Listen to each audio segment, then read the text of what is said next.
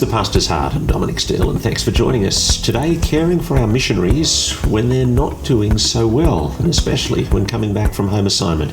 Stan and Clare Lie and Jenni Woodhouse are our guests. We support global mission. We want to see a world that knows Jesus, and so we send out missionaries. But sometimes, for the missionaries, it is really hard, and they're going to need all sorts of understanding and support.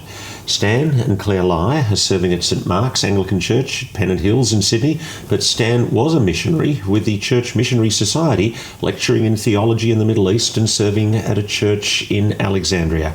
Jenni Woodhouse, a friend of the Pastor's Heart, a regular guest, the pastoral care consultant with the Church Missionary Society.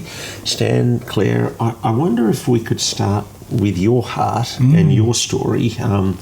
You came back from the mission field without notice and were in a complete quandary. Yeah. It was a pretty hard time, in terms of uncertainty and knowing what were the next steps. So when we came back, we thought COVID would blow over, and we thought, it'll be done in 2 months. And you'll go back. And then we'll go back, yeah. And then 2 months came.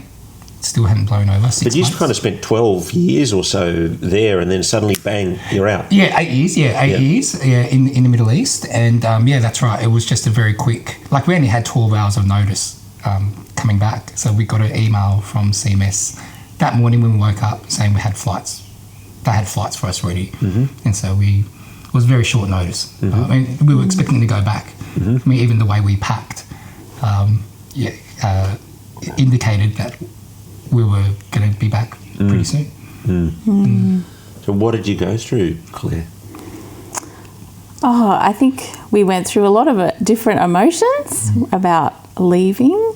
We expecting to go back, we didn't get a chance to say any goodbyes, and so when we realised that we weren't going back, we suddenly started grieving the fact that we had left in such a hurry, and we'd left a lot of relationships and people that we loved. We left ministries that we'd really enjoyed, and it was really hard, and we'd left our home, and so I guess we were asking ourselves why, and what was God doing in this time in our lives and in the ministries that we were involved in Egypt. What was going on in your heart, your conversation with God at that point, Stan? I think at that moment, there was a fair bit of disillusionment, I guess. You say that word now, but it just feels like there's a whole lot underneath that. Yeah. I think it was. I guess it was more. What are you doing? We'd worked up to this moment. Ministry was going really well. All that language learning, and then COVID hits, and we're evacuated.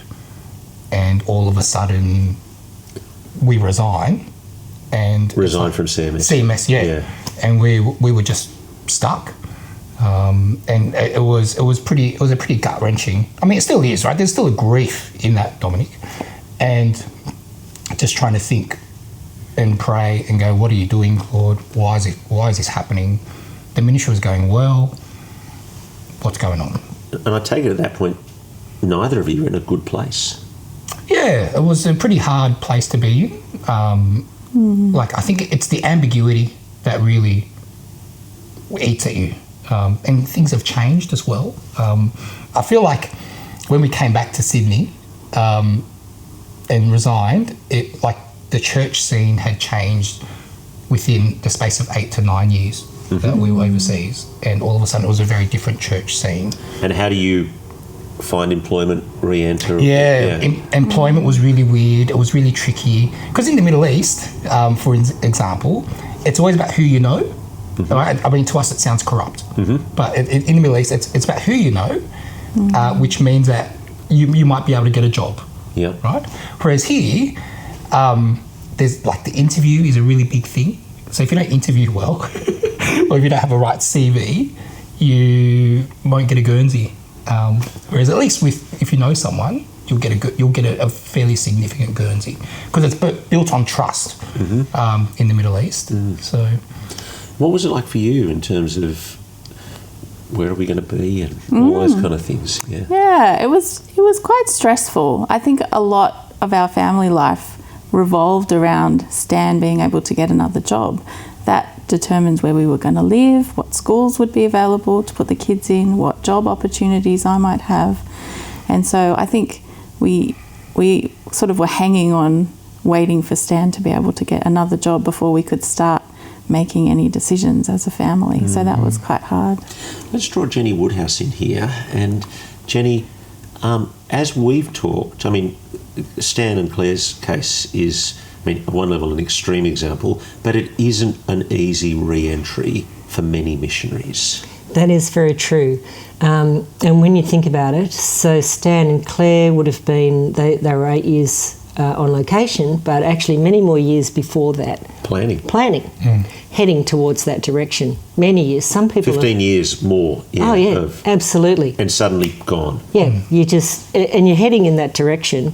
So folks that are coming back, who have planned coming back, we'll do another 12 months, another term, 3 years, something, will come back and they've got it in their heads. It's not quite so sudden and we didn't want to. We've got a bit more of a choice in it. But a lot of folks actually come back unexpectedly. A parent's sick, a Yep. problem with a child. Yep. Something's gone wrong in the ministry. Yep. Yep. And suddenly we're coming back and yes. a little bit,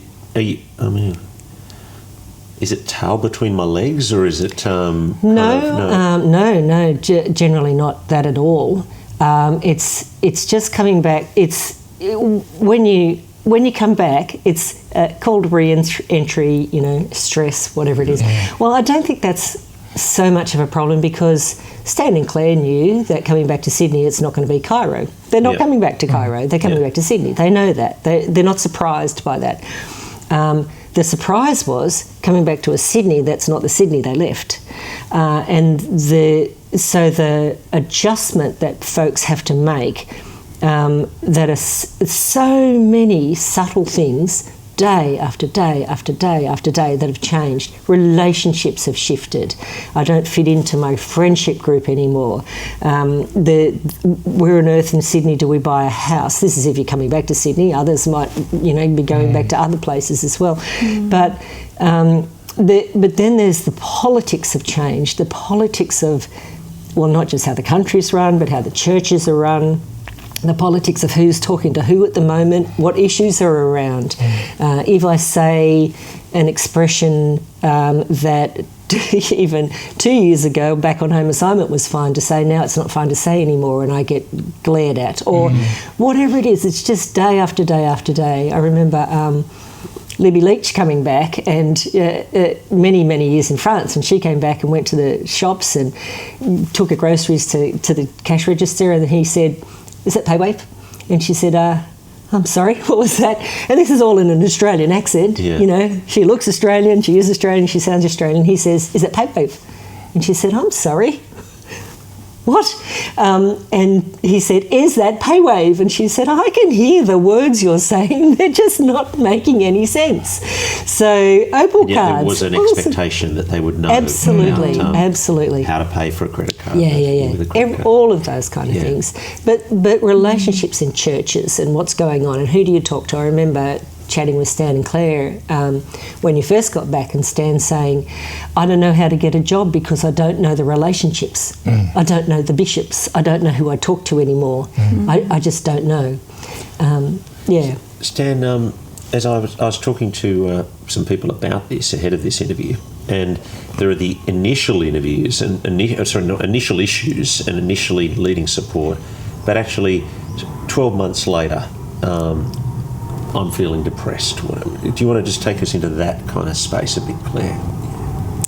Yeah, I think particularly for me, I felt my transition was a bit delayed behind Stan because it took me a little bit. I chose to take a bit more time to settle the kids into school and to take some time to settle into church and those kind of things. So I think I got to a point after about 12 months where I was wondering, okay, well, what am I going to do now? What is there for me? What role am I going to have here? And I felt a bit lost and a bit unsure of the next steps at that point. And I found that quite tricky. Stan? Yeah, I think there was always a grief. So when I first started at St Mark's, so Craig Schaefer is my boss. Yep. And we meet every Monday one-on-one just to chat and pray, etc., talk about life and ministry and so forth. I feel like for the first 3 months, I would say to him on a regular basis, Craig, I don't think you need me here. I can train anyone for a year and they can do a far better job than me. And I think after a while, he just got sick of it. He just said, no, we need you here. Right. But I think that was part of me grieving the loss of not being in Cairo and not being where I felt God had led us. And so, and it's very different. Cairo is very different from Pennant Hills. It's chalk and cheese, right? Yeah. Chalk and cheese. And so and so I grew really up in felt Pennant Hills and I've been to Cairo. They're not the same. That's right. That's right. That's right. Although the traffic was the same. So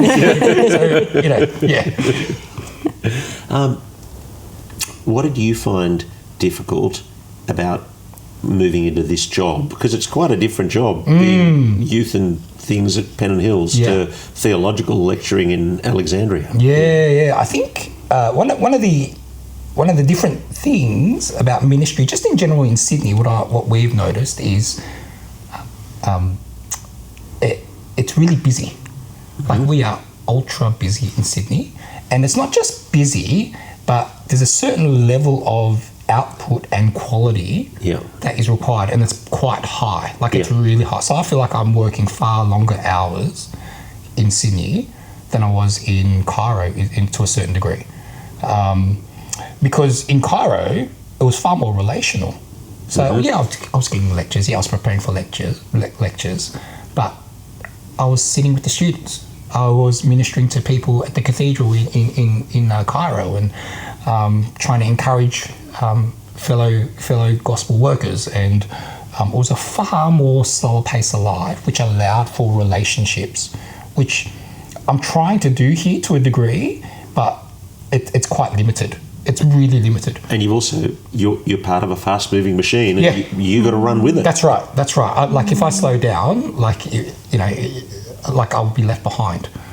So I always feel like I've got to work at a very high level with high quality. And one of the conversations I've had with a returning missionary is learning. They've been the person who's gone out and done the ministry, but now they're here, they've got to be equipping and training other people in the teams to do the ministry, and it's not just them producing, but seeing... and he said, I feel like I was a gospel proclaimer, and now I feel like I'm managing. Now, it's not quite that, but do you want to just... Has that been part of your journey or experience? I think... I feel like what I was doing in the Alexandria School of Theology is still training, and I still train to a degree here. Is it managing? Yeah, to a degree. But again, I think that's part of the church culture in Sydney, which means that you actually do need to function at a fairly high level and a fairly with high quality. Jenni, do you think, when we select missionaries, we select them because we think they're going to be able to be good in that culture and that difficult situation, and then you come back here and it's a different culture and different situation. Is part of it just who we've sent, and it's going to be an inevitable situation, this? Or It's to do with brains, obviously, and I love brains. It's to do with the amount of stress that we send people into. So we're sending people to resource poor places. We're sending people who are find themselves in a country that they need a Sunday school teacher, they need a youth group leader, they need this, they need that. So I'll just step in and do it. So people are stepping out of their comfort zones of what they're good at, and they're fulfilling roles that are needed in that country. Very, very flexible. But the stress that comes with stepping into a role that you're not comfortable with is quite high. It's the stress of being in another country, learning another language, thinking to yourself, did I just say hello or did I just say your nose is blue? I don't know what I've just said. So that feeling stupid with the language, being looked at, by everyone around. So there's a whole lot of stresses that we send people to. And then when they're coming back to Australia to live and work again in Australia, and don't forget the kids are not coming home. The kids are not coming home. The kids have grown up overseas. And some of them are Australia is not. No, Australia's not home for them. Other countries are home for the kids. So when you have missionary kids in your church, this is not, oh, aren't you glad to be home? This is, this is a completely different country for them. They're learning a whole new culture now. And that's going to make parenting more complex. Oh, totally. Absolutely. And you guys are experiencing that at the moment, or? Yeah, I think we've definitely experienced that. I could definitely tell that our kids' brains were maxed out their first week of school back in Australia. We had to replace 3 different hats and 2 water bottles and a homework book just because they were maxed out. They just couldn't remember to put things back in their bag. And then over time, as they've settled in, I think it's learning what it's like to be an Aussie kid and doing things that they never do. They've never worn bare feet on grass before. They had never experienced that, and it took them a while just to get used to simple things like that. So high stress. When folks come back to Australia, you would expect that the stress would lessen because they're coming back to a culture they know. But in fact, they're not coming back to a culture they know. And everything that they're adjusting to raises stress levels in the brain as well. And once you get 2, 3, 4 weeks of high stress, you're starting to get a bit of brain damage, basically, right deep down in the middle of your brain, the part of the brain that's taking information in, the hippocampus, taking information in and making sense of it, turning it into a narrative, that starts to shrink. You start to lose a bit of access to your prefrontal cortex up here, which is decision-making, rational thought, empathy, emotional regulation. You're losing access to that now. And so you're getting teary more quickly, you're getting angry more quickly, things are frustrating you more quickly, you can't make decisions as well, and you can't take on information as well because you're feeling like you're in overload.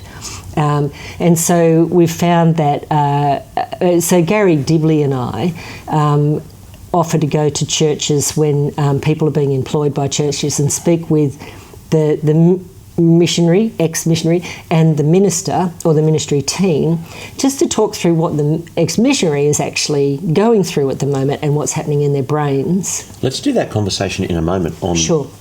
But first, before we talk about how to help a missionary work on a staff team, you've just put a pretty strong argument not to employ a missionary on your staff team.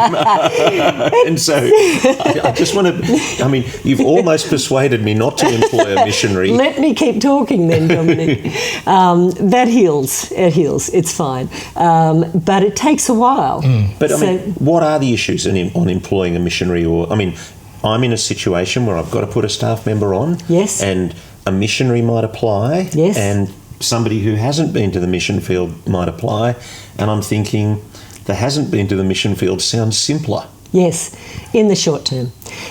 So in the short term, somebody who's been a missionary will be struggling with those things. So you might have to repeat to them, several times, this is how you do this on the computer, because they're not going to take it in straight away. But they'll, it's not long before those stress levels will start to drop and they will settle into the work, and that will be just be patient, basically, is what we say. But then, when someone's settled into the work, what you've got is gold. What you've got is a person who has worked in and struggled with resource poor areas, with cross-cultural issues, with other cultural issues that impact on the gospel. And Sydney's getting more cross-cultural all the time. And you've got people that have lived and struggled with bishops that they might not agree with theologically, or other staff members. They've been through the really difficult issues and struggled with them and kept going on the field through hard times, and have seen a larger part of the world than anybody living in Sydney has. and staying here. And so the breadth and the depth of knowledge and understanding and empathy that our folks that are ex-missionaries have is phenomenal. So you would be very pleased in the longer run if you actually employed an ex-missionary. You just said you went in to coach a senior minister or a staff team on some of the issues that Stan, Claire, their peers might be going through. Take us into that counselling session, into that briefing session. Yeah. Well, it's to do with basically to do with stress levels and what stress does in your brain. So I can talk a bit more about that if you want. Yeah. So here is your brain. You'll be pleased to know. That's your backbone. That's your brain stem. Yep. Deep inside is the limbic system, which is very handy. There's a couple of pieces in here that are particularly handy. The hippocampus, it's just Latin for seahorse. It's the shape of a seahorse. And the amygdala, which is just Latin for almond, shape of an almond. Over the top is the cortex, the squiggly bits. The cortex just means bark. And here is your prefrontal cortex. So it sits like this. Yep. So all information straight into your limbic system. And the hippocampus kind of sorts it into a narrative. What are we doing here? Where am I? What am I talking about? What are you listening to? The amygdala is sitting there not taking a lot of notice about most of the information, but you get something that comes in to your brain that might be dangerous to you, and your amygdala just goes off.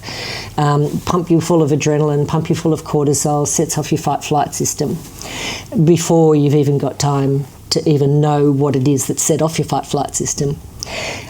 So somebody who's adjusting to a new culture, especially a culture that you think you should know, and you look like you should know, and you sound like you should know, but you don't, your fight-flight system is going off a lot more. And don't forget, we live in 2023, so our fight-flight systems are going off way too much anyway, compared to what they're built for, I guess. But you get someone whose fight-flight system is going off a lot more because of so many adjusting things that are coming in, then your cortisol levels start to build up. Adrenaline drops after about 10 minutes. Otherwise you'd internally combust, which is really not a good look. So, but the cortisol keeps being produced, and whilst ever the stressors are around, the cortisol levels build up. And you can get rid of cortisol a couple of ways. You can create endorphins or nice, feel-good chemicals, and a good deep belly laugh will do it. Sex will do it. Sweaty exercise will do it. But nobody's going to be engaging in that 24/7. So the only other way to do it is to disengage from the stressor. So Stan finds a job, starts going to work, all new information coming in, stress is going up. Can I do the job? Can't I do the job? Oh gosh, anybody can do this job. I should be back there in that resource poor place where I've left them in the lurch because, who's going to teach them in the college? Like stresses all the time. Our amygdala can't tell the difference between past, current or future threat. It'll go off at anything. After a while, cortisol will start to kill off BDNF, brain-derived neurotropic factor, which nurtures the growth of new neurons. Our hippocampus needs new neurons to stay healthy, and so our hippocampus will start to shrink. Therefore, you can't take on as much information anymore. Well, not anymore, for now. Once the stressors have gone, once you've settled into the country, once you know a bit more what you're doing, BDNF will nurture new neurons. It'll grow back. It'll be fine. And it also starts to damage the neural pathways to your prefrontal cortex. Decision-making, rational thought. Now, Stan, Claire, as you hear that, how do you relate to that? And how have peers of yours that you've heard and talked about that related to what Jenni's just described? Oh, yeah, she just explained it in a far more clever fashion than what we felt. All the technical jargon that she just mentioned there. Yeah, I felt all of it. Yeah. Give us a moment. Take us into a Wednesday morning. So my Wednesday is my busiest day of my week, and I remember just teaching year sixes at scripture, which is a great privilege, by the way. And just thinking, oh man, what am I doing here? Yeah. And that for the first couple of months, that was it was quite a strong feeling. What am I doing here? Like, it was really, really tricky for me. Claire? Yeah, I think it's quite humbling, I must admit, like to come back and to realise that you've got a lot to learn again, and you've got to take the time to practice and do things again and again before you fully feel confident. So it is quite a humbling experience to come back and feel like you're starting from the bottom again. Now, people around you, whether they're church members or senior leaders, what mistakes have they made? Oh,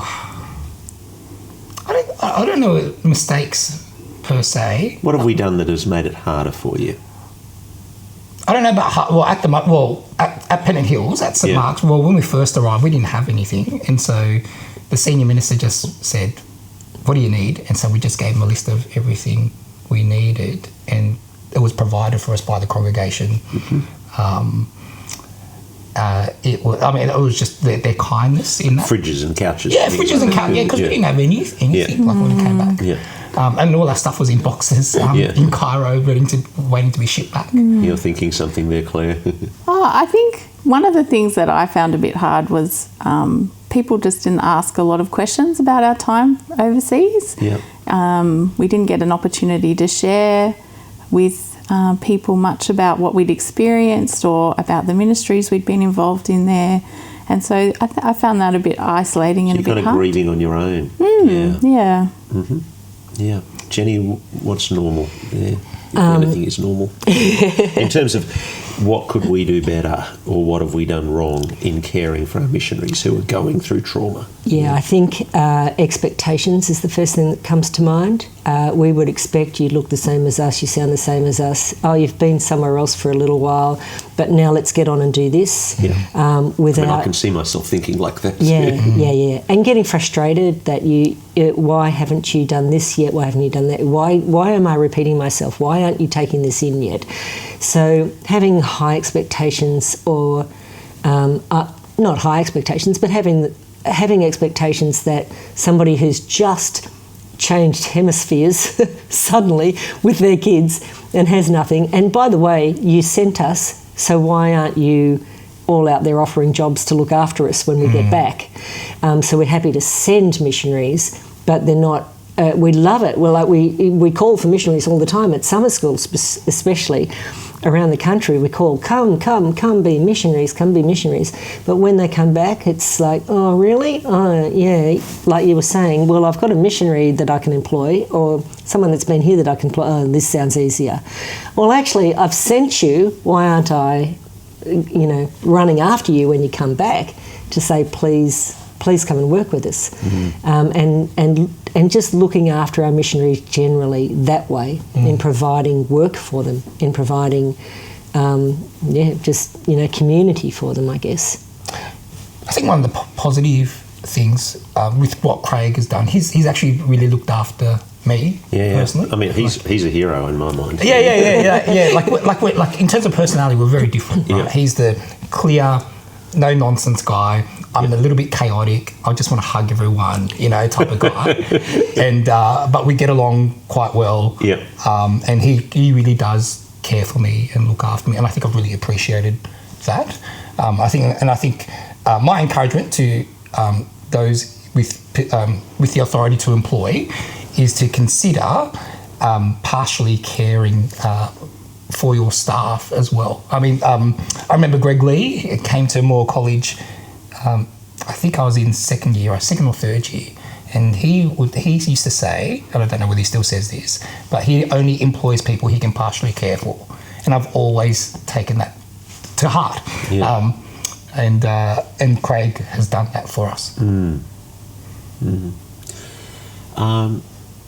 Final word, Jenni Woodhouse?